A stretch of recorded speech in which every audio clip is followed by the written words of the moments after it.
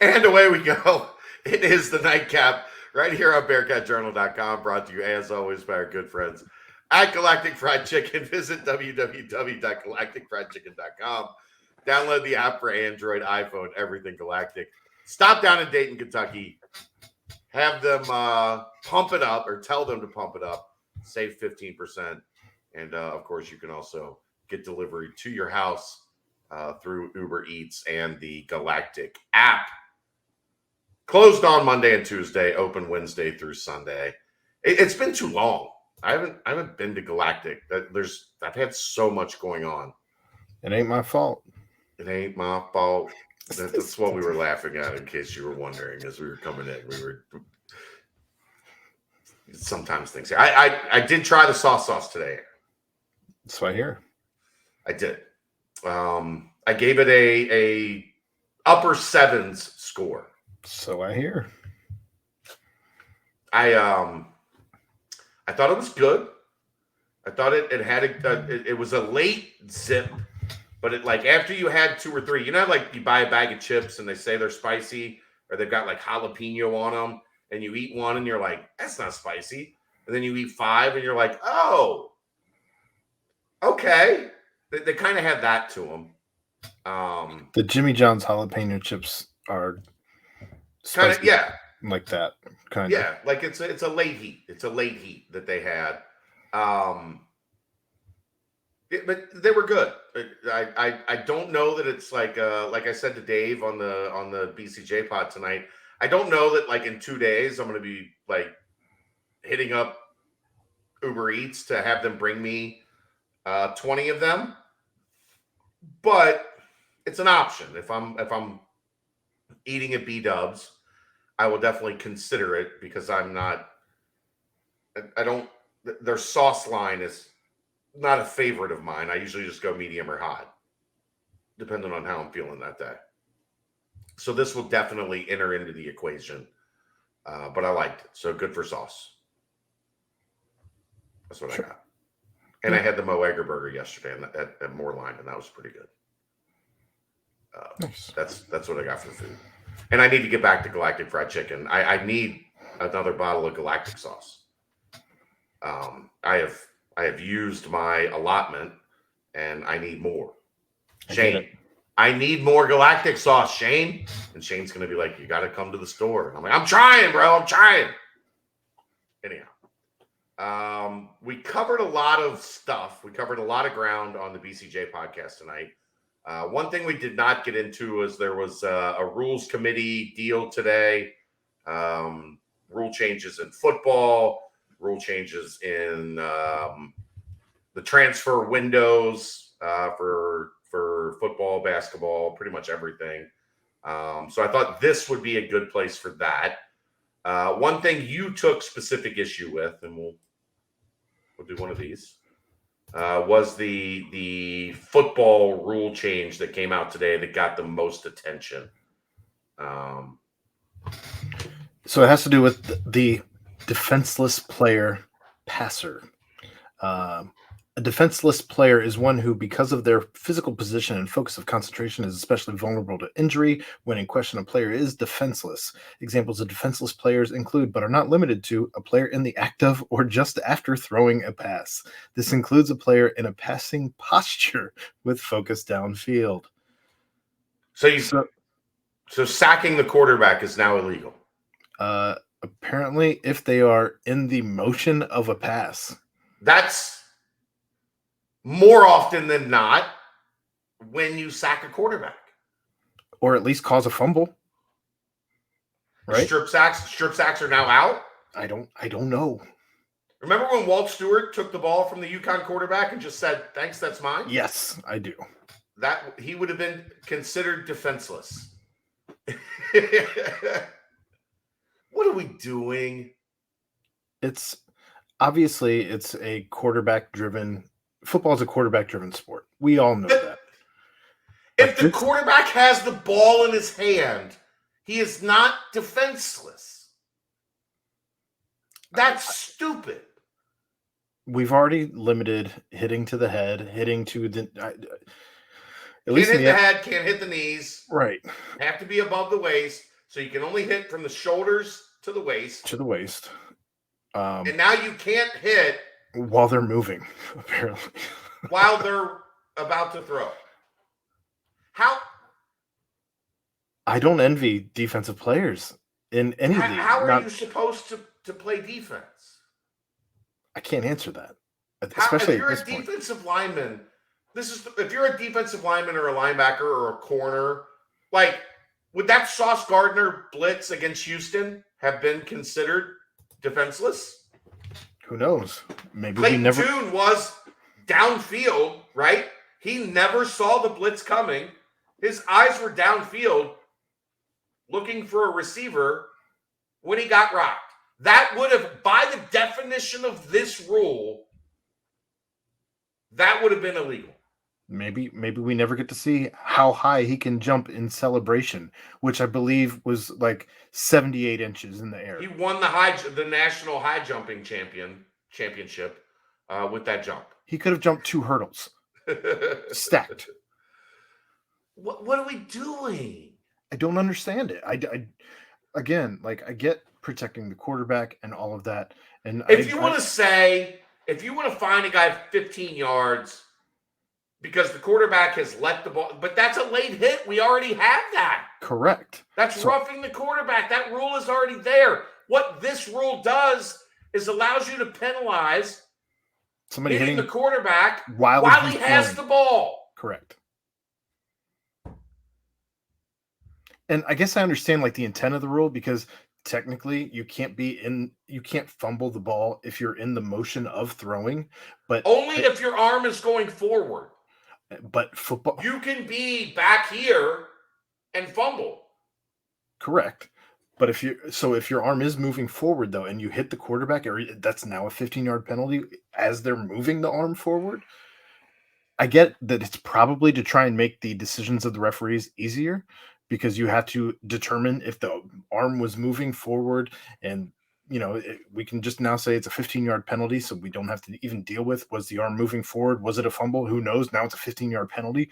But this is asinine. It's such a bang sport to where you asinine, S10, S11. How do you pull up when you're going at the quarterback and he has the ball?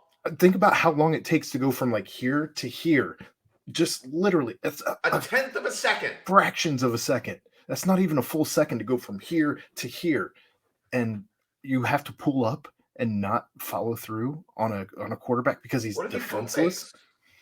If this is defenseless quarterbacks, how about instead of doing any of this, make it mandatory that they all wear the rib protectors? I mean, just quarterbacks aren't live. It's like practice. That's where we're going. Yep, can't touch the quarterback.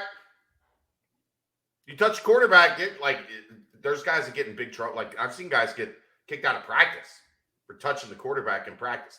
Luke Fickell at times wanted to kill Majay because Majay would take the ball out of Dez's hands. Yeah, it was a strip sack. I've seen it. Yeah, I've seen it.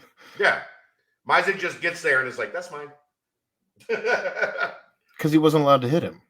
Right. He couldn't hit him, so he would just he wanted his point known. Yeah. I'm here. Right. But that now, when you first said it to me, I was like, whatever. And then I really looked at it and started thinking about it. And it's stupid. What do we do? Just put flags and we'll just play flag football. Get rid of offensive linemen. Just play 7-on-7 flag football.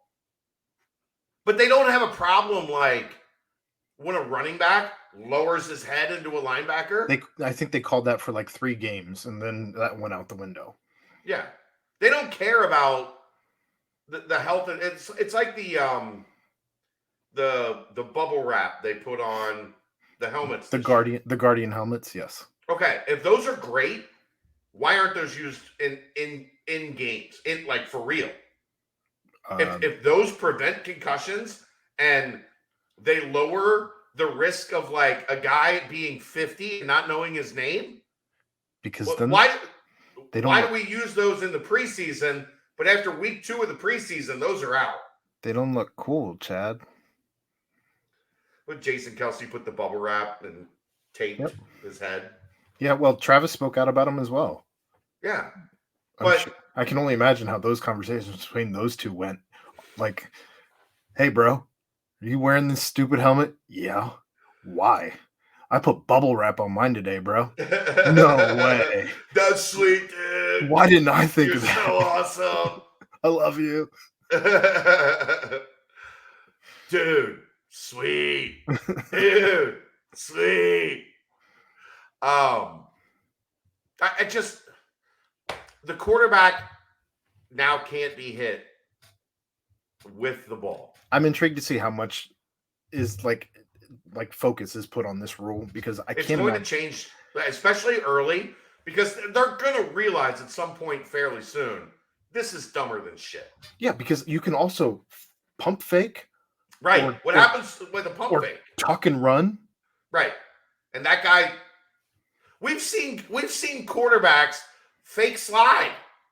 Well, and then keep running. That's also not allowed. They took that out, but of course they're going to use every advantage. All you have to do if you feel the rush coming now is act like you're throwing it, and it's a 15-yard penalty. Think about that side of it. I'm not trying to think about that side of it. I'm saying this. You asked why I wanted to bring this up. I think that this rule is absolutely incredulous. Like, it's the dumbest thing that I've read in football thus far. You see the nose tackle beat your center, and you can take the sack and lose 10 yards. Just cock back. Or start the throw and gain 15. We'll see how this goes. I hate the NCAA sometimes. The other big rule thing that popped up today was the restrictions. I hit the wrong button. Sorry, that's why I'm stuttering right now. The restrictions or change to the transfer rules going forward. Fall sports, football. A 45-day window beginning the day after championship selections are made in their sport. So the day that all the bowl games are announced. 45 days, you have to enter the transfer portal. If you don't enter the transfer portal in those 45 days, then you don't get the extra year. Or May 1st through the 15th. Which is right around the end of spring practice, end of the spring semester, going into the summer. They give you 15 days there. Reasonable accommodations will be made for participants in the Football Bowl subdivision and Football Championship subdivision championship games. Because obviously that's 40 days after the thing's announced when you play in those championship games. And then winter sports, which is basketball, a 60-day window beginning the day after championship selections are made in the sport. This is the interesting one to me, Aaron, because that means in basketball, there's no transferring at the semester break. Okay. Well, there's a lot of guys that transfer in December. Like, you're a sophomore, your coach has told you you're going to be in the rotation, and guys would transfer. They wouldn't be eligible, but they could transfer. And I guess that part, since they weren't eligible anyway, it wasn't like you could just leave school A. And maybe that's why I don't recall hearing much about it, is simply because they were already not eligible. You had to sit out the year anyway. Right. The more I think about it, look, it's been a week for you. Think about much of it. Well, what I want to go back and focus on, though, is with the fall sports. So, say a kid is in camp going into the season and decides he doesn't have a shot at quarterback, he can't actually enter the transfer portal. No, he can enter the transfer portal. He just is penalized. You have to sit out. Which, that's how commitments should probably work. It should deter a bunch of that ignorance.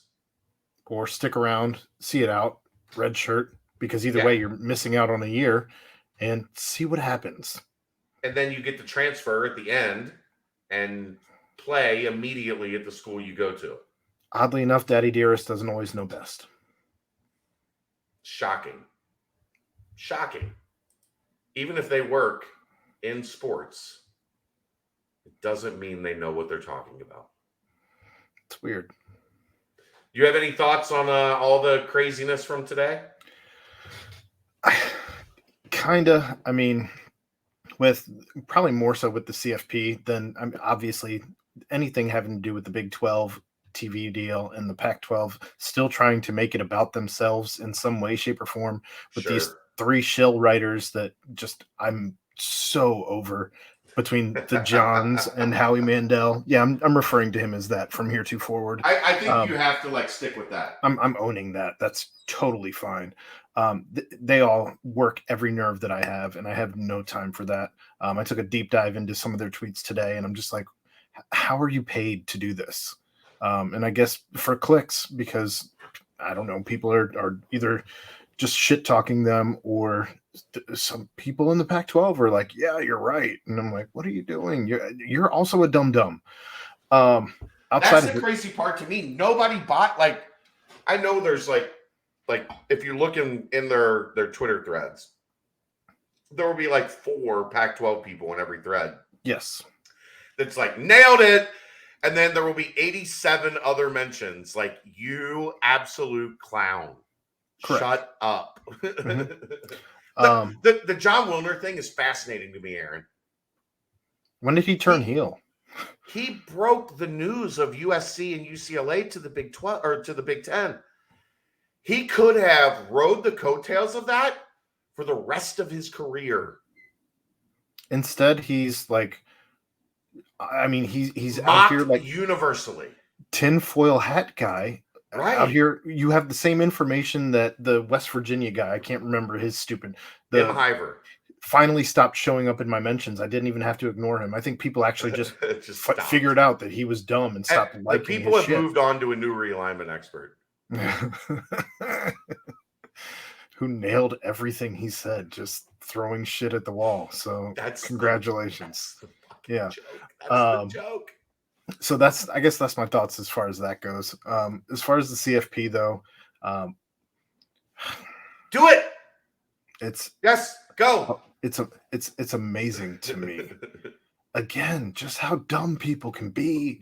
And now they're so stupid. Now they're like, oh well, I guess we messed that up. Why did it take them to figure it out? Oh, because Ohio State got left out. That's why. Right. That's why. So the Big Ten's going to pull this off. I'm fully confident, more so than Dave, that the Big Ten is going to be the reason that this gets pulled off, because they're all out here well, if Ohio State loses too, we can still make it every single year.